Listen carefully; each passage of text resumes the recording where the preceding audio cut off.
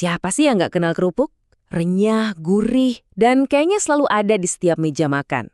Makanan pelengkap yang udah jadi kewajiban buat hampir semua hidangan di Indonesia. Tapi, sadar nggak sih, di balik kriuk-kriuknya itu sebenarnya apa aja yang masuk ke badan kita? Yuk kita bongkar bareng-bareng teka-teki kerupuk ini. Nah, kutipan ini pas banget nih buat nangkep inti pembahasan kita. Sesuatu yang kita anggap sepele, ternyata ada resikonya loh. Apalagi kalau udah jadi kebiasaan sehari-hari. Mari kita cari tahu, kenapa bisa begitu? Pertama-tama, kita harus paham dulu nih, kerupuk tuh bukan cuma makanan ya. Udah kayak bagian dari budaya makan kita. Coba bayangin, makan bakso, ketoprak, atau bubur ayam pagi-pagi, rasanya ada yang aneh gitu kalau nggak ada kerupuknya. Jadi ini emang udah jadi bagian dari budaya kita. Saking biasanya, kita jadi nggak pernah mikir panjang. Ambil remukin makan, gitu aja terus. Nah, sekarang ayo kita coba lihat lebih dalam lagi dan kita bongkar apa sih sebenarnya yang kita konsumsi selama ini? Oke, kita mulai investigasi kecil-kecilan kita ya. Kita bedah dari yang paling dasar dulu, soal kalori. Kok bisa sih makanan yang rasanya enteng banget ini, kalorinya ternyata wow? Nah, ini dia nih yang bikin kaget. Coba deh lihat perbandingannya. Semangkuk penuh kerupuk putih itu, kalorinya ternyata hampir sama loh sama sepiring nasi. Banyak dari kita mungkin nggak sadar ya, kita anggap cuma pelengkap. Padahal tanpa sadar, kita tuh nambahin satu porsi karbohidrat lagi ke makanan kita. Nah, ini istilah penting yang perlu kita tahu, padat kalori. Maksudnya apa sih? Gampangnya gini, dalam ukuran yang kecil dan ringan, kerupuk itu nyimpen banyak banget energi. Tapi, nutrisi penting kayak vitamin, mineral, atau seratnya nyaris nol. Inilah yang sering disebut kalori kosong. Terus, kalorinya datang dari mana aja? Jawabannya singkat, minyak. Bayangin ya, cuma satu keping kerupuk udang itu bisa nyerap sekitar setengah sendok makan minyak pas digoreng. Itu artinya udah nambah 50 kalori sendiri cuma dari minyaknya. Coba bayangin kalau makannya sebungkus. Jadi, biang keroknya ada dua nih. Pertama, tepung tapioka yang notabene karbohidrat sederhana. Kedua, yaitu tadi, minyak goreng. Apalagi kalau minyaknya dipakai berkali-kali, wah itu bisa ngebentuk lemak trans. Dan lemak trans ini dalam jangka panjang jadi musuh besar buat kesehatan jantung kita.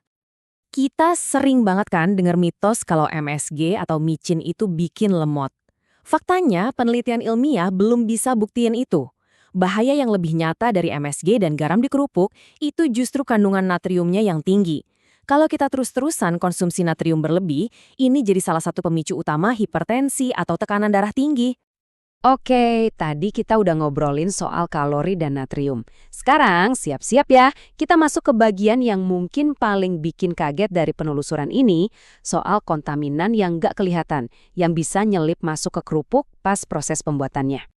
Nah, lihat deh gambar ini. Ini gambaran nyatanya. Masih banyak loh produsen kerupuk skala rumahan yang pakai cara-cara tradisional. Adonannya dikukus di drum bekas yang mungkin udah karatan. Terus pas dijemur, ditaruhnya di pinggir jalan raya yang penuh polusi. Kena asap knalpot langsung. Dan dampaknya? Ini dia. Ada sebuah penelitian di Kendal yang ngebuktiin ini. Di kerupuk petis yang mereka teliti, ditemukan kadar logam berat yang bikin khawatir. Kadar besinya tinggi banget, kemungkinan dari drum yang karatan itu. Dan yang lebih serem lagi, kadar timbalnya jauh di atas ambang batas aman. Kemungkinan besar ya dari polusi asap kendaraan pas kerupuknya dijemur. Eits, tapi tunggu dulu. Ceritanya jadi makin menarik nih. Ada studi lain yang skalanya lebih besar dipublikasi di jurnal ilmiah. Studi ini ngambil sampel kerupuk dari seluruh Jawa dan kesimpulannya? Katanya sih aman dari logam berat. Loh, kok bisa beda gini ya? Jadi mana yang benar nih? Bingung kan? Nah, kuncinya itu ada di apa yang diukur. Ternyata studi yang bilang aman itu menganalisis bahan bakunya. Dan emang bahan bakunya aman. Tapi studi yang di Kendal itu menyoroti kontaminasi dari proses produksinya. Dari drum karatan, dari asap knalpot. Jadi ini bukti penting banget. Masalahnya bukan cuma soal apa isi kerupuk, tapi juga gimana cara kerupuk itu dibuat. Nah, ini yang ngebawa kita ke poin paling krusial. Sebenarnya masalahnya itu bukan pas kita makan sebiji dua biji kerupuk sesekali. Bukan. Masalah utamanya itu ada di efek akumulatif. Efek tumpukannya kalau kita menjadikannya kebiasaan setiap hari selama bertahun-tahun. Coba bayangin, setiap hari tubuh kita diserang sama makanan yang padat kalori dan tinggi natrium. Pelan-pelan tapi pasti, itu bakal ngebebanin sistem metabolisme kita. Lama-kelamaan, ini bisa memicu berbagai masalah kesehatan serius.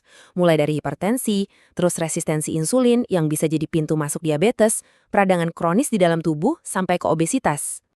Wah, setelah dengar semua itu, pertanyaan yang muncul di kepala pasti, jadi gimana dong? Apa kita harus berhenti makan kerupuk sama sekali? Tenang, jawabannya nggak se-ekstrim itu kok. Daripada di stop total, yang lebih penting itu gimana caranya kita jadi konsumen yang lebih pintar dan sadar. Sebenarnya ada kok cara buat tetap nikmatin kerupuk kesukaan kita, tapi dengan risiko yang jauh lebih kecil. Oke, ini dia beberapa aturan mainnya biar lebih aman. Pertama, pilih yang kemasan dari produsen yang jelas, zaman yang curah, dan hindari yang warnanya ngejreng banget, itu pewarna buatan. Kedua, kalau bisa, masak sendiri. Pakai air fryer atau microwave biar tanpa minyak, atau kalau mau digoreng, pakai minyak baru. Ketiga, kontrol porsi. Ingat, kerupuk itu karbohidrat, bukan cuma hiasan. Dan yang paling penting, keempat, ubah mindset kita. Jadikan kerupuk itu camilan sesekali, bukan lauk wajib setiap hari.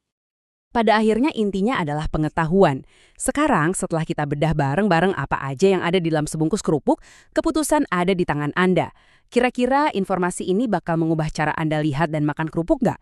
Coba deh pikirin itu pas nanti Anda ngambil kerupuk lagi.